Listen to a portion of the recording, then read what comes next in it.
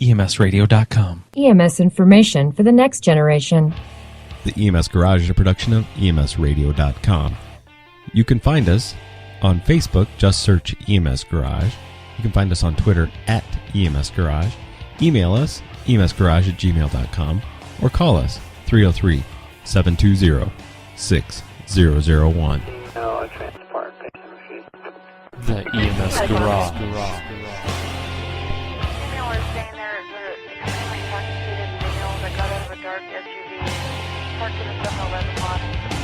Almost ran into the store with his vehicle. Checking out right now. Okay, I got DG on the phone there. Want to know if you can handle that call as well. Just confirming you are checking the patient. Sale 922 is on scene. Here's buddy.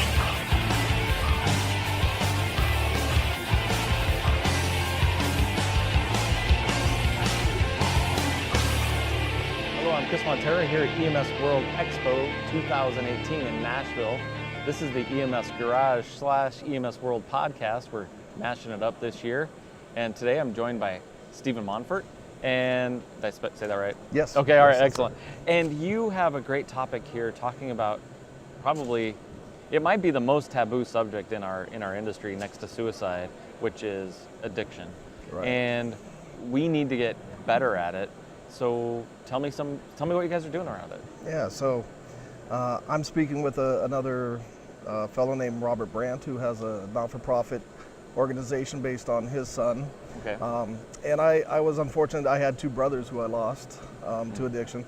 And so one of the things that I noticed was how they were treated. And when I got into the field, I noticed that I treated people the same way. I was tired of getting up at 2 in the morning. I was tired of seeing the same people. But I didn't understand why they acted that way. Right. And it wasn't until I saw somebody in my family go through it that I really dug in and said, why are they acting this way? And so I think it's important that we talk to EMS providers about why these patients act this way, because they will lie, they will steal, they will manipulate, but those are all symptoms. Those aren't really the problem. So when people talk to you and they might, they act out or they yell at you, we don't really take it personal if it's a stroke. We don't take it personal if it's a hypoglycemic patient.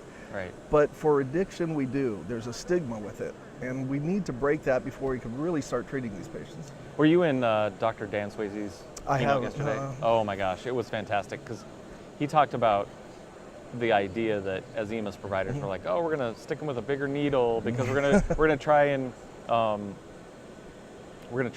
make them remember Teach this them and teach them the lesson. Exactly. It's ridiculous that we as EMS providers think that we're going to stop somebody without showing them any compassion at all.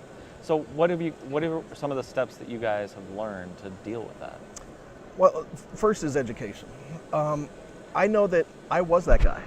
I used to wake up at 2 in the morning and be, I can't believe we're running on this person again. And I was that person. Right. And it wasn't until I understood that it's the reward system of the brain that takes over the frontal cortex, that frontal lobe that says who I am, how I see the world, what is right and wrong, what are the consequences. And so you can cognitively think, okay, if I do this, I might go to jail. But you don't really understand the consequences. You don't feel it. Right. And until I understood about these patients, I was that way. So for me, I speak on this subject around the Southeast a lot. And I talk to people about, the reason you have to treat them this way is because they are patients. This isn't a moral failing. We can get the same reaction out of mice. And mice didn't grow up in a bad social structure. Right. They're not from across the tracks, anything like that. So we have what is called a disease model. You have an organ, the brain. You have a defect of that organ with the reward system, and you have symptoms that we can say are going to happen with all the dysregulation of we call it hedonic dysregulation. And because of that, it fits the disease model. We can say, thanks to functional MRIs, this is what happens in their brain. So are you guys taught? I also think too that in EMS that we often look at even our own that start doing diversion, things like that, that it's a symptom, or it's not looked at in the same way. No. So have you guys looked at that at all? Yeah, we have, and there isn't in EMS. I know that when I got into it because I could drive fast, and I thought the girls liked it. So that was it. It wasn't until later on that I realized I was actually involving myself in human beings. I was actually making a difference in people's lives, for good or bad. Right. And so for ourselves, to us to look at ourselves and say, this is what we are, this is who we are.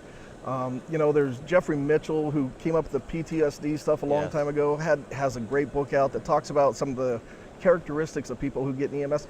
Instant gratification. We call them adrenaline junkies. They're not adrenaline, it's dopamine junkies. That's what we love. We love that dopamine feel. And until we can honestly look at ourselves and say, look, we are this type of person. We enjoy chaos. Therefore, this feels better to us than it does to other people. Good point. Then we can't really look at each other and say, okay, he has a problem, we're going to treat him this way. I was part of a diversion task force of where I work. Right. And a lot of it was about what do you do after you catch the person?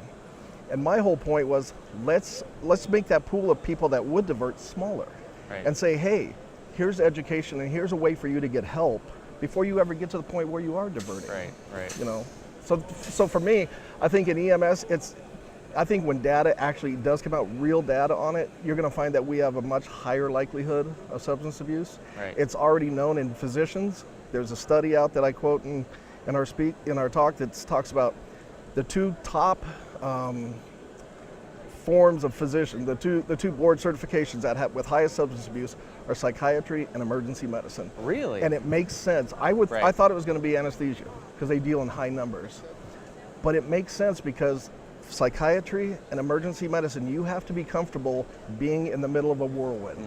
You have to be comfortable being in chaos. And that chaos, that's where we start getting those neurotransmitters and we start feeling good. And so it makes sense that we're going to have higher rates, I think. Well, and I think because you talked a little bit about anesthesia, those two physician groups also have ready access to the medication. So it's easy to go, oh, well, I'm not going to waste it. I'm just going to stick it in my pocket. So absolutely. Unfortunately, that happens. What is the future of where we're trying to go with addiction, not only from treating patients, but how do we change the culture? Yeah, so I think that we're starting to move in the right direction. As I speak on this, I'm starting to hear, when I first started talking about it, I heard a lot of, you're just making excuses for these guys. And I actually speak to residents, to emergency medicine residents when they're coming in. And I don't have to convince them it's a disease because they're learning now in school, this is a disease. It's not open for question. It's just now the paramedics and the nurses that I have to teach, telling them that it's a disease and getting it through that that's what it is. Once we get to that point, we stop looking at it as a stigma, as something negative and just another form of a disease. Then I think we can start making headway in the culture. Right. But until we start educating everybody, and it's unfortunately it's going to be guys like my age that we didn't learn that in school, and we learned for 20 years. It was just a choice that they made, and that it's just every time they do it, it's a choice. It starts as a choice, but it ends up as a disease. Well, and I think that's the thing that makes me the most angry is when I hear not only our profession, but then you see town councils going, well, we're only going to respond to you 3 times and you're going to die. I mean, seriously? We would never say that about any other disease at all. And I have 2 slides in my presentation that I took off Facebook, off a Narcan, police carrying Narcan article, the comments, that embarrassed me, honestly, to be in EMS. And I put up 2 different slides, and it's just quotes of, look, I didn't get in this field to treat these pieces of trash. Let stupid die where it lays, things like that. Right. And I tell people, who wants them taking care of their family? Right. Who wants that person, and I don't care what disease it is, who wants that attitude coming at 2 a.m. for their grandmother? Right. I couldn't agree more. And I used to be that person. Right. Well, I was. Well, and I think we've all been, I don't know that I was ever that person, but I've been in that place in my career where you're just like, ugh. Right. And whether it's the frequent flyer or whatever, and to take a step back and have some compassion when it's the daily grind of it, I get it. But we all need to check each other, right? It's like, hey, I Exactly. saw you out there. Do Yeah. you need a day off? Do you need to, check each other too? Sure. Because it has to be part of our own internal peer culture, right? Absolutely, and you do see it with frequent flyers. Right. The community paramedic services were kind of based a lot around Right. that, and because we saw it as a problem, but it's still a patient. I tell my guys, we don't have CEOs in the back of our truck, and we don't have homeless in the back of our truck. We have patients, and everybody is somebody's son, Yes. brother, cousin. They didn't grow up and say, you know what, I don't know if I want to be a lawyer, a doctor, or an addict. I can't decide which one. It doesn't happen that way, guys. Or homeless or Exactly, whatever, right? exactly. Oh. So, Stephen, where can people find out more information on your talks and just about you in general?